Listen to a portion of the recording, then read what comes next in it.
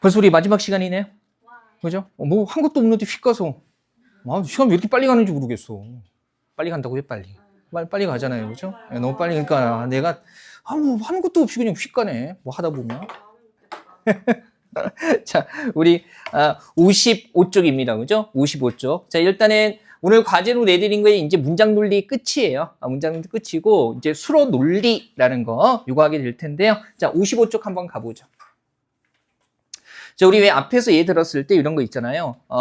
뭐 이를테면은 인사 업무를 담당하는 사람은 모두 홍보 업무를 담당한다. 뭐 이런 식으로 해서 주어 쪽에서 이해하고 있는 집합이 서술어 쪽에 얼마만큼 포함되어 있는가를 설명하는 그런 것들 가지고 논증을 하는 것을 수로 논리라고 얘기를 하는 겁니다. 그래서 이제 형태가 그런 거고 거기 개념 한번 가볍게 보시면 1번의 개념 한번 읽어볼게요. 자, 수로 논리란 영어는 그냥 휙 보시고요. 문장 내부의 논리적 구조를 통해 논증의 타당성을 확인하는 논리. 이건 개념인데 개념은 깊게 고민하지 마시고 그냥 주어 쪽에 우리가 방금 봤던 문장 논리는 범주가 나와 있지는 않잖아요. 그래서 이제 모두라든가 일부라든가 몇몇이라든가 그런 범주가 나와 있지 않은데 수로 논리는 그런 범주가 나옵니다. 그래서 문장 내부에서 확인되는 주어와 수어, 서술어의 관계를 통해 문장 논리로 다룰 수 없는 논증의 타당성을 증명하는 겁니다. 그래서 다른 말로 함수 논리 혹은 양화 논리라고 하는데 정확하게 이제 풀어 쓴다면 수로 논리가 정확해요. 이거 얘 한번 보세요. 우리 왜 이 얘는요 직관적으로 봤을 때 너무나 당연하죠. 그죠? 왜냐하면 모든 사람은 물을 마신다. 따라서 기태는 물을 마신다. 기태가 어디에 들어가기 때문에 사람의 모든 사람의 범주에 포함되기 때문에 기태도 물을 마신다가 참이 될 수밖에 없습니다. 근데 얘는요 우리가 방금 했던 문장 논리의 방식으로 증명이 안 돼요. 이걸 단수 문장 잡아보세요. 모든 사람은 물을 마신다가 뭐예요? A. 기태는 물을 마신다가 뭐예요? B. 그러면 문장 논리식으로 접근하면 A이다. B이다. 이거 어떻게 증명할 거야? 그죠? 이게 왜 안 되냐면 모든이라는 이 집합의 범주가 나와 있기 때문에 단순한 문장 논리로는 접근할 수가 없는 거고요. 다만 모든 사람이라는 말 속에 이 기태가 이 문장 내부에 포함된다는 것을 이제 확인해야만 풀 수 있는 논리가 되는 거거든요. 그런 식으로 다루는 걸 우리가 뭐라고 부르는 거예요? 수로 논리라고 부르는 겁니다. 그죠? 자, 하나씩 볼게요. 근데 이제 이 수로 논리를 접근할 때 우리가 가장 기본이 되는 게 정언 진술과 벤 다이어그램이라는 겁니다. 오늘 이 범주까지 한번 해볼게요. 많이 어렵지는 않아요.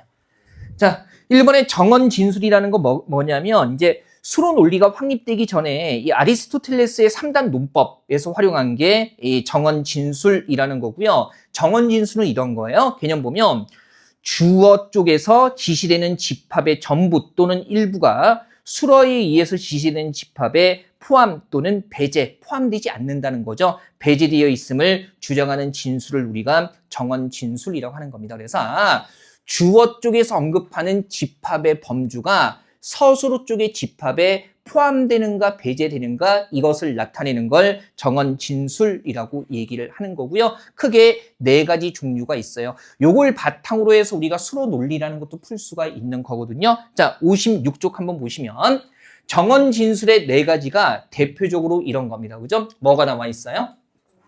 전칭 긍정 그러면 전칭이라는 게 뭡니까? 전부를 가리켜서 뭐한다? 긍정하는 진술입니다. 그러면 전부를 가리켜서 긍정한다는 것은 전체가 포함이 된다라는 식으로 얘기를 하는 거죠. 그래서 우리가 일반적으로 이 전칭 긍정을 A 진술이라고 얘기하기는 하는데 그런 것들 외워봤자 쓰잘데기 없습니다. 다만 이걸 그냥 A 진술이라고 이렇게 표시를 하는 건 외워야 되는 건 아니에요. 이게 뭐냐면 긍정의 어퍼머티브 그래서 예전에 라틴어로 어퍼모라는 데서 뭘 따온 겁니까?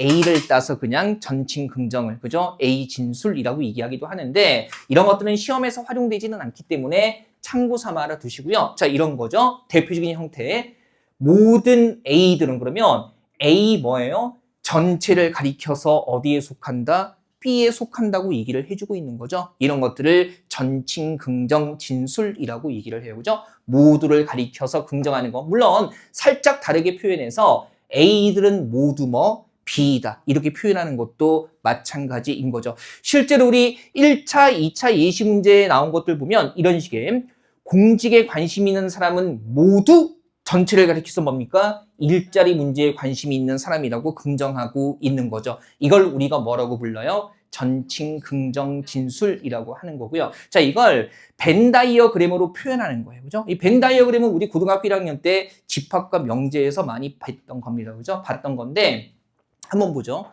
요거 흰색을 공직에 관심 있는 사람이라고 하고요. 그다음에 노란색을 일자리 문제에 관심 있는 사람. 그다음에 우리가 이런 식의 벤 다이어그램을 나타낼 때 빗금을 치는 건 그 부분이 아무것도 없다고 표시를 했던 거죠. 그러면 보세요. 공직에 관심 있는 사람은 모두 일자리 문제에 관심이 있다는 것은 공직에 관심 있는 사람은 다 어떤 범주에 포함되어 있다는 거예요? 일자리에 포함되어 있다는 거니까 이 말인 즉슨 공직에만 관심이 있는 사람은 있다 없다? 없다는 거죠. 그죠? 그래서 전칭 긍정 진술은 이런 식으로 나타낼 수 있습니다. 그죠?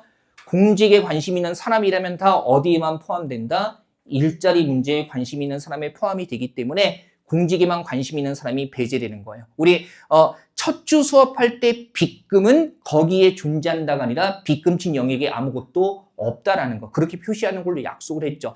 이게 고등학교 때는 존재하는 영역에 빗금을 치는 식으로 배웠던 분도 많을 텐데 논리 접근할 때는 그게 오히려 혼선을 줍니다. 그래서 우리가 약속했던 대로 그 기호를 명확하게 써 주셔야 해요. 괜찮죠?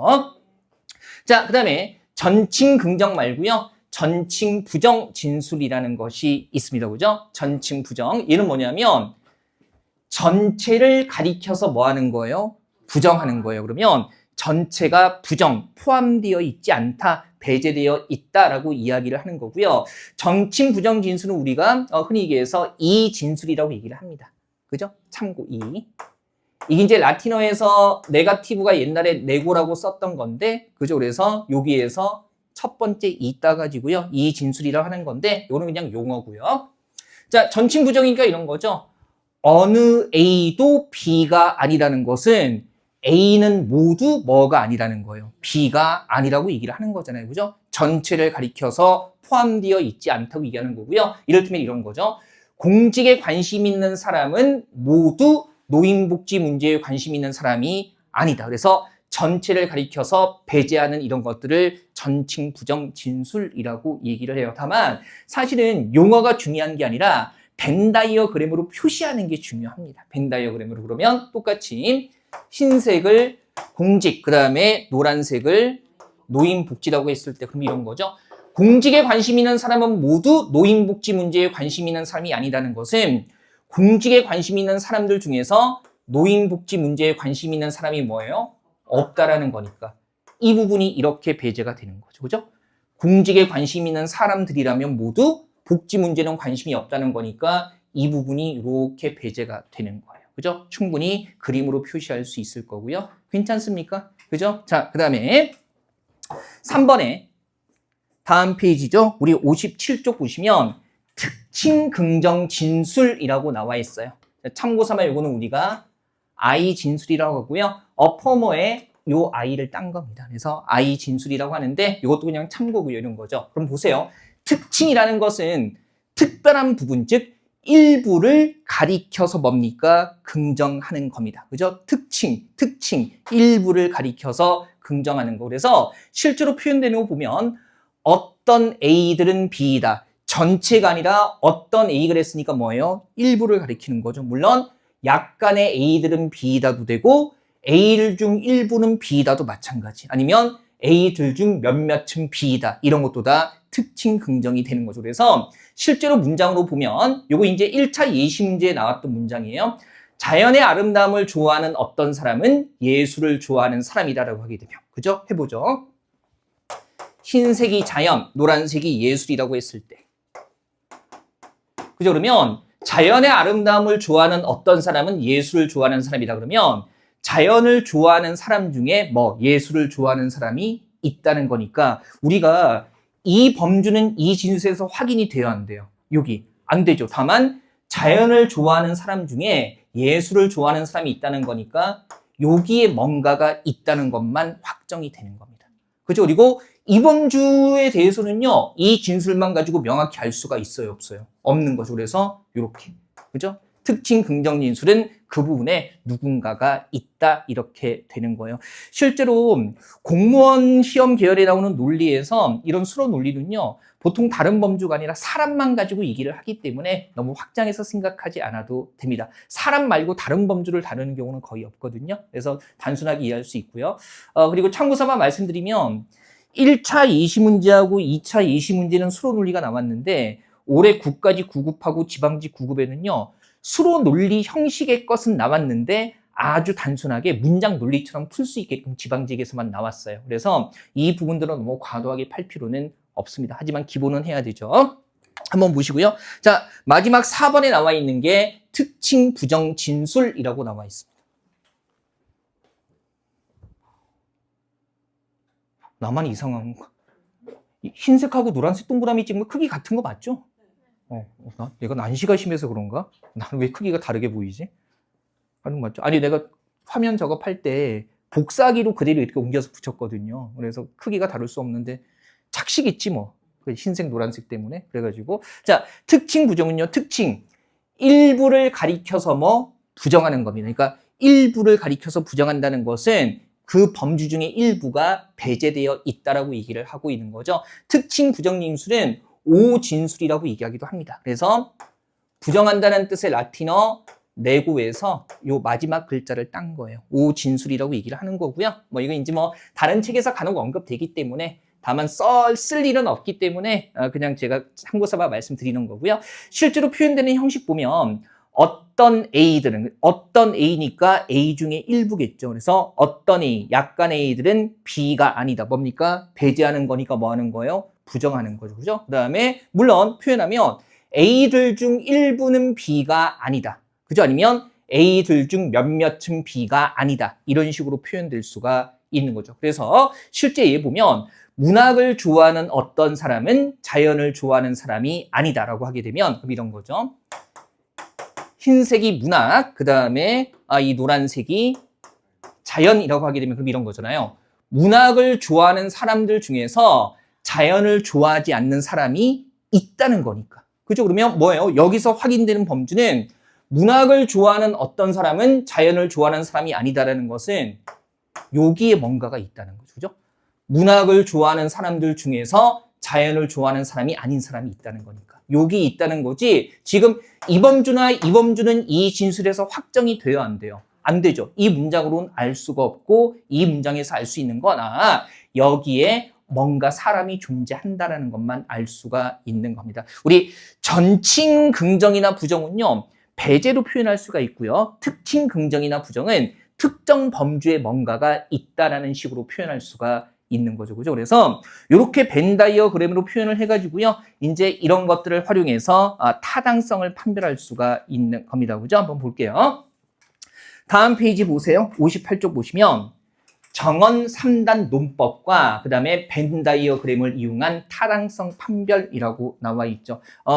정언 3단 논법은 뭐냐면 3개의 명사들로 구성되고, 그죠? 3개의 명사들 포함하고 있는 3개의 정언 진술로 구성된, 그러니까 전칭이나 특칭 가지고 긍정하고 부정하는 3개의 정언 진술로 구성된 논증을 정언 3단 논법이라고 얘기를 해요. 얘가 언제나 기본이 됩니다. 기본이 되고요. 1, 2차 예시 문제에는 다 이 정언 3단 논법으로 풀 수 있는 형태의 수로 논리만 출제가 됐어요. 그죠? 뭐 작년에 저하고 하신 분들은 알겠지만 우리가 크법으로 막 풀 수 있는 건 아주 단순하게 풀 수 있는 그건 나중에 하죠. 자, 보세요. 일단 정언 3단 논법의 형태 확인해 볼까요? 명사 3개 뭐가 있어요? 뭐하고 뭐? 고양이, 또 포유류, 그리고 뭡니까? 동물. 이렇게 3개만 나와 있고요. 정언 진술 몇 개로 되어 있죠? 3개로 되어 있죠? 그죠? 모든 이런 식으로 해서 뭡니까? 정언 진술 3개로 되어 있죠. 이런 것들을 정언 3단 논법이라고 얘기를 하고요. 물론 우리가 이런 것들 보면 이 논쟁은 타당합니까? 부당합니까? 이거 타당하지 않아요? 그죠? 타당하죠. 그래서 맞아요. 모든 고양이들은 포유류고, 뭐 제대로 들었어요. 그다음에 이 포유류는 다 뭐니까? 동물이니까. 따라서 포유류에 고양이가 들어가 있으니까 고양이들은 뭐일 수밖에 없어요? 동물일 수밖에 없습니다. 그죠? 다만 이제 얘는 모든으로 표현돼 있기 때문에 좀 쉽게 보이는데 전칭과 특징이 섞여 있으면 조금 헷갈리는 범주가 있어서요. 자, 이런 것들을 우리가 이제 벤 다이어그램을 통해서 타당성을 파악할 수 있는 겁니다. 한번 가볼게요. 보세요. 얘 보면 이런 식으로 나와 있죠. 모든 존경받을 가치가 있는 사람들은 뭐하다? 정직하다. 그 다음에 어떤 강사들은 뭐 정직하지 않다. 그러므로 어떤 강사들은 뭐 존경받을 가치가 없다. 이렇게 나와 있죠. 그래서 우리가 존경받을 가치가 있는 사람을 A라고 하고요. 단순화해 보는 거예요. 그 다음에 정직한 사람을 뭐 B라고 하는 거고요. 그죠? 그 다음에 어떤 강사들을 뭐라고 부르는 겁니까? C. 그 다음에 B 뭡니까? 정직하지 않다니까 뭐가 아니다? B가 아니다. 해서 어떤 C들은 A가 아니다. 이렇게 접근할 수가 있는 거고요. 한번 해보죠. 그러면 단순화해서 A, B, C라고 나와 있으니까 이렇게 해볼게요. A, B, 그리고 이제 요거 C. 이렇게 해보죠. 그러면 첫 번째 요게 결론이고 얘하고 얘가 전제가 되는 거죠. 그죠? 우리가 물론 나중에 대전제, 소전제 이렇게 배우기도 할 테지만 전제 두 개 나와 있어요. 그럼 벤 다이어그램으로 표시해 볼게요. 모든 A들은 B다는 어떻게 표현할 수 있어요? 모든 A는 뭐? B에 들어가 있는 거니까. A와 B를 놓고 봤을 때 A에만 속하는 범주가 뭐 되는 겁니까? 배제가 되는 거죠. 그죠? 그 다음에 두 번째, 어떤 C들은 B가 아니다라고 했을 때 그러면 C 중에서 뭐가 아닌 게 있다? B가 아닌 게 있다. 우리가 여기서 확정되는 건 이 범주는 배제되어 있고 여기에 뭔가가 있다가 확인이 되는 거죠. 그 다음에 결론을 봤더니 어떤 C들은 여기서 확인된 게 뭐밖에 없어요? X밖에 없죠. 그죠? 그러면 얘는 뭐가 돼요? 어떤 C가 되고 그 다음에 A가 아니다. 확인된 거 봤더니 얘는 어디에 들어가 있지 않아요? A에 들어가 있지 않죠. 따라서 이 논증은 타당합니까? 부당합니까? 타당한 거죠. 그렇죠. 이렇게 벤 다이어그램으로 정원 3단 논법이라는 것을 확인할 수 있는 겁니다. 그래서 정원 3단 논법의 타당성은 이런 거예요. 잘 들으세요.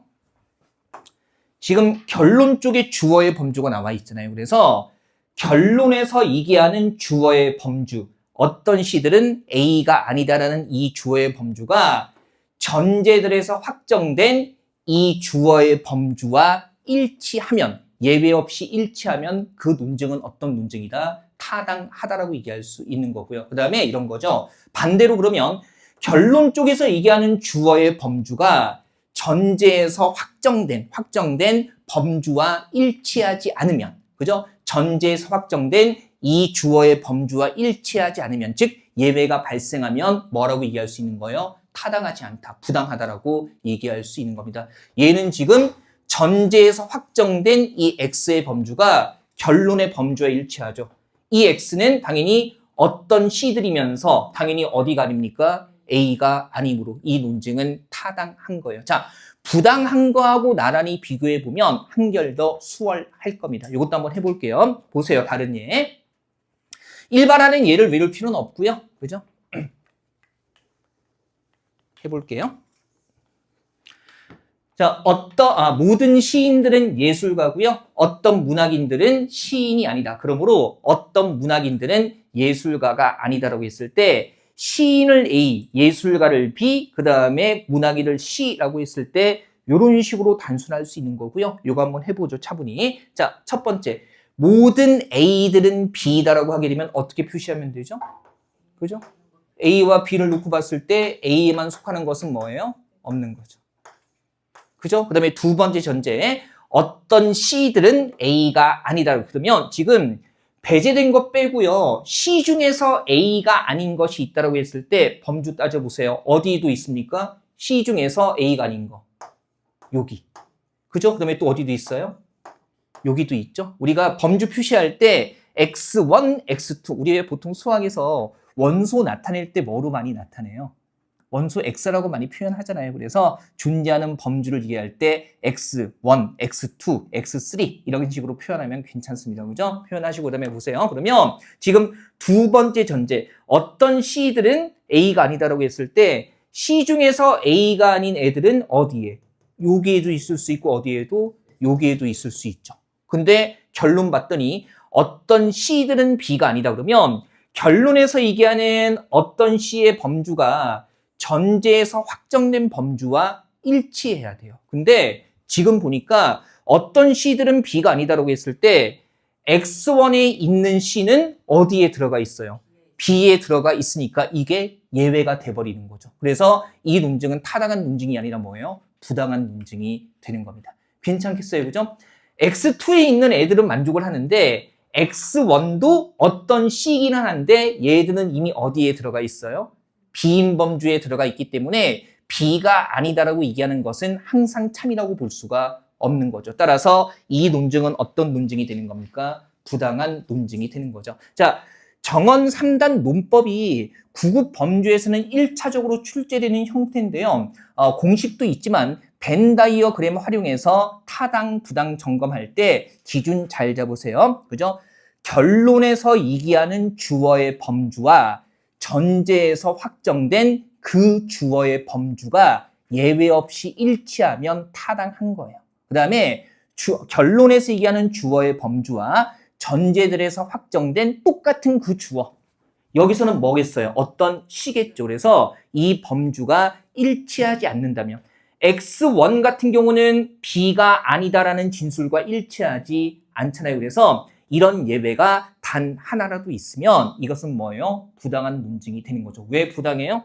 C가 X1 자리에 있을 때는 B가 아니다가 참이 될 수가 없으니까. 그죠? 그래서 이런 식으로 주어의 범주를 가지고요. 타당성과 부당성이라는 것을 점검할 수 있습니다. 그죠? 한번 보세요. 이해할 수 있겠습니까? 보세요. 그러면 거기 60쪽에서 62쪽까지 7개 있거든요. 7개. 요거는 지금 시간 드리겠습니다. 그림 그리는 거기 때문에 금방 할 수 있을 거예요. 오늘 요 7문제 마무리하고 정리하겠습니다. 그죠? 연습 문제 1 나와 있죠? 요거 지금 해보세요.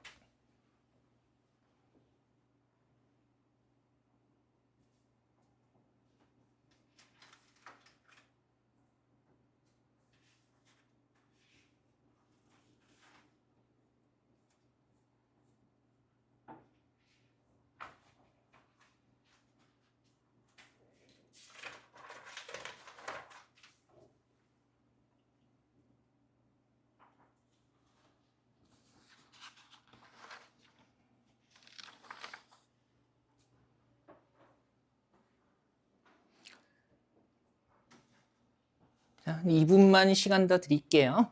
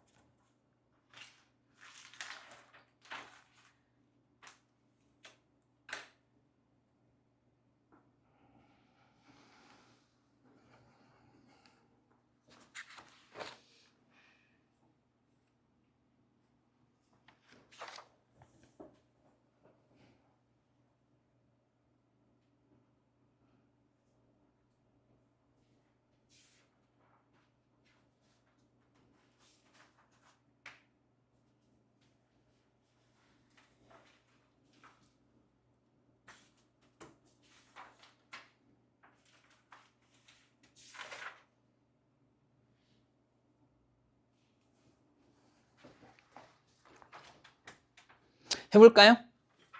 그죠? 이거 같이 한번, 이거 좀 해보면 벤 다이어그램으로 접근하는 거 많이 어렵진 않을 겁니다. 자, 1번부터 한번 가보죠. 여기서 이제 어차피 A, 그리고 B, C 이렇게 나와 있고요. 내용이 아니라 그냥 이렇게 쓰여 있는 거죠. 자, 봅시다. 첫 번째 어떻게 합니까? 모든 A들은 B이다. 그러면 A에 속해 있는 것들이라면 다 B 속에 들어가 있어야 되니까 이 범주가 배제되는 거죠. 맞아요? 그죠? 그 다음에 두 번째, 모든 A들은 뭐이다? C이다. 그러면 어차피 이 범주는 존재하지 않는 거니까 모든 A는 다 어디에 또 들어가 있는 거예요? C에 들어가 있는 거니까 어디가 배제되는 거예요? 남아있는 여기. 그죠? 물론 이제 이것도 다 C에 들어가는 거니까 어차피 근데 배제가 됐으니까 더 이상 중복해서 표시할 필요 없는 거예요. 그죠? 그래서 모든 A들은 C이다. 그 다음에 모든 B들은 보세요. 그러면 모든 B라고 했을 때 모든 B는 어디에다 존재합니까? 모든 B는 어디에도 있어요. 그죠? 여기도 있고 여기를 뭐라고 할까요? X1. 또 B 남아있는 게 어디 있어요? X2. 또 어딥니까? X3. 그러면 모든 B라는 주어의 범주가 뭡니까? 전제에서 확정된 것과 일치해야 되는데 보세요. 모든 B들은 C라고 했을 때 당장 봐도요. 어디에 속한 것은? X1에 있는 것은 뭡니까? C가 아니니까. 하나라도 예외가 있으면 이 논증은 어떤 논증? 부당한 논증이 되는 거죠. 그렇죠? 부당한 겁니다. 그죠? 그러니까 전제에서 지금 우리가 확인되는 건 이 범주가 없다는 건데 결론에서 모든 B라고 했을 때는 벌써 여기 1, 2, 3번이 남아 있거든요. 근데 모든 B들은 C다라고 얘기하고 있지만 X1만 하더라도 뭐가 아니에요? C가 아니기 때문에 범주가 일치하지 않아요. 따라서 이것은 부당한 논증이 되는 거죠. 그죠? 네, 이런 식으로 접근하는 거예요. 기본. 자, 그 다음에 2번도 한번 볼게요. 2번 역시 A, B, C로 접근하고 있는데요. 한번 가보죠. 똑같아요. A, B, C. 자, 보세요. 어느 A도 B가 아니다 그러면 A 속에 뭐가 없다는 겁니까? B가 없는 거예요. 그죠? 어느 A도 B가 아니다. 그럼 이 부분이 배제가 되는 거고요. 그죠? 그 다음에 모든 C들은 뭐이다? B이다. 그러면 C에 있는 것들은 다 어디에 들어가 있다는 거예요? B에 들어가 있는 거니까 이 부분도 배제가 되는 거죠. 맞나요? 그 다음에 이제 그러면 우리가 일단 전제에서 확정된 것은 여기는 아무것도 없다는 거고 결론의 범주 어느 C도라고 했을 때 어느 C 어디밖에 없어요? 여기. 그죠? 여기밖에 없는데 어느 C도 뭐가 아니다? A가 아니다. C가 존재하려면 여기밖에 없는데 여기에 존재하는 C는 당연히 어디에 속해 있잖아요? A에 속해 있지 않으니까 범주가 일치하네요. 따라서 어떤 논증이 되는 거예요? 타당한 논증이 되는 겁니다. 그죠? 몇 번 해보니까 감이 좀 오죠? 그죠? 이게 쉬워요. 자, 그 다음에 3번 한번 보시면요. 얘는 두 개 가지고 얘기하고 있네요. 그죠? A와 B 얘기하고 있고요. 해보죠. 그러면 어느 A도 B가 아니다 그러면 어디가 배제되는 거예요? A 속에서 그렇죠. B가 아니다 그랬으니까 B에 포함되는 부분이 배제가 되는 거예요. 그죠? 그 다음에 X는 A다. X가 어디 있대요? 여기는 비어 있으니까 여기 있으면 안 되죠. X는 A고 그 다음에 X는 B가 아니다. 자, 지금 보니까 X. 얘를 두고 얘기하는 거죠. 이 범주밖에 없는데 얘는 뭐가 아닙니까? B가 아니니까. 그러면 얘도 뭐예요? 타당한 논증이 되는 겁니다. 그죠? 타당한 논증이 되는 거고요. 자, 그 다음에 4번 한번 가보면요. 그죠? 4번은, 그죠? 딱 봐도 이거는 느낌이 오죠. 결론. 기태는 지성적이지 않다. 타당입니까? 부당입니까? 당연히 4번은 뭡니까? 뭐예요? 부당이죠. 원이 두 개밖에 없어서 이건 얘기해 줄게. 그죠? 그래서 그때부터 그런 거예요. 일단은 원에 상관없이 기태는 지성적이지 않다는 당연히 뭐예요? 부당이겠죠. 그렇지 않겠습니까? 그죠? 예, 근데 우리가 점검은 해봐야죠. 자, 이거는 이 말씀 드리려고 하는 건데, 일단은 원 두 개 그리면 돼요. 요거 때문에 이제 보여드리려고 하는 건데, 어차피 뭐밖에 없어요? 소설가와 지성적. 그죠? 그러면 해보면, 어떤 소설가들은 지성적이다 라고 얘기를 하게 되면, 그죠? 그러면 소설가이면서 어떤 사람이 있다는 거예요? 지성적인 사람이 있다는 거고, 그죠? 그 다음에 기태는 소설가가 아니다 그러면 기태는 어디 있는 거예요? 소설가가 아닌 범주 어디? 여기 있는 거죠. 기태는 여기 있는 게 맞죠? 소설가가 아니다 그래서. 근데 결론 보니까 기태는 여기밖에 없는데 지성적이지 않다라고 했는데 기태는 이미 어디에 포함되어 있어요? 지성적인 범주에 포함되어 있으니까 따라서 이 논증은 뭡니까? 부당한 논증이 되는 거고요. 그죠? 다만 이제 이렇게 세 개를 보여드린 이유는 뭐냐면 우리 3번도 그렇고 4번도 그렇고 아마 이런 생각했을 수가 있어요. 선생님이 이게 지금 기태를 소설가 지성 기태라고 했을 때 따로 원으로 잡으면 안 됩니까? 그래도 마찬가지기는 해요. 이것도 한번 해볼게요. 그죠? 이를테면 얘를 소설가, 노란색을 지성적인 거. 그 다음에 얘를 뭐라고요? 기태라고 하죠. 빨간색으로 쓰면 안 되는데. 그냥 던져본 겁니다. 그죠? 그런 게 어디 있겠습니까? 이름 쓰는데. 그러면 똑같이 해보죠. 어떤 소설가들은 지성입니다.